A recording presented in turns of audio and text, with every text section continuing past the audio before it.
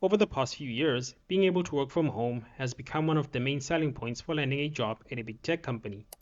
Chances are your salary is good and you no longer need to worry about having to move halfway across the country or needing to commute to the office.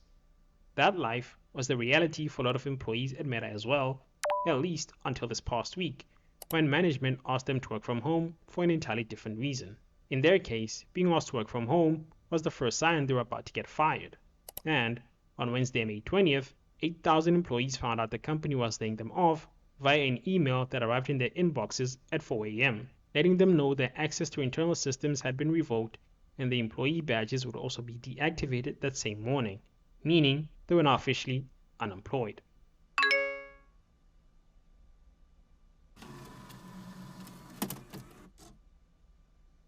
When the news started coming out, a lot of people were quick to point out how shady it looks to ask your employees to work from home right before 8,000 of them get fired.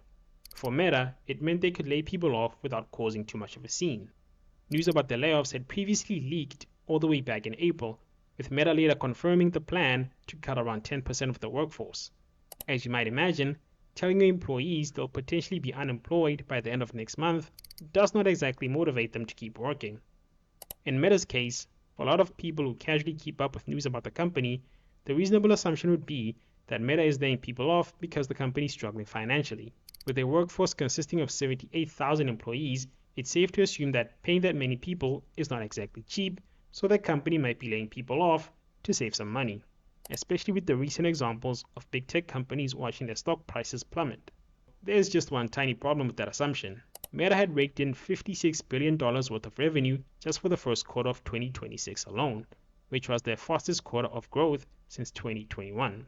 On top of that, Meta also announced they're planning to spend up to $145 billion on their continued push into AI and superintelligence. So, the company is not exactly struggling at the moment financially speaking, and the staff were getting laid off mainly to shrink the total number of employees at the company.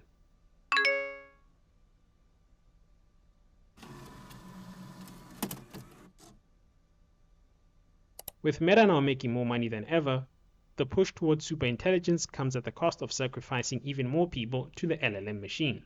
And all the people who now find themselves unemployed are expected to somehow be okay with watching their livelihood get stripped away in an economy that's determined to price out the regular individual who just wants to make a decent living.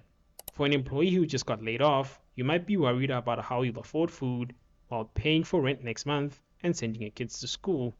But according to more and more big tech CEOs, all of that panic and anxiety is okay, since your sacrifice is not in vain, you're just getting pushed out of the company so the business can invest more money into technology that's been built to replace entire parts of the job market. And for recent graduates searching for their first job in tech, that same environment now means there is heightened competition for junior roles, while AI is being used to automate more and more entry-level positions.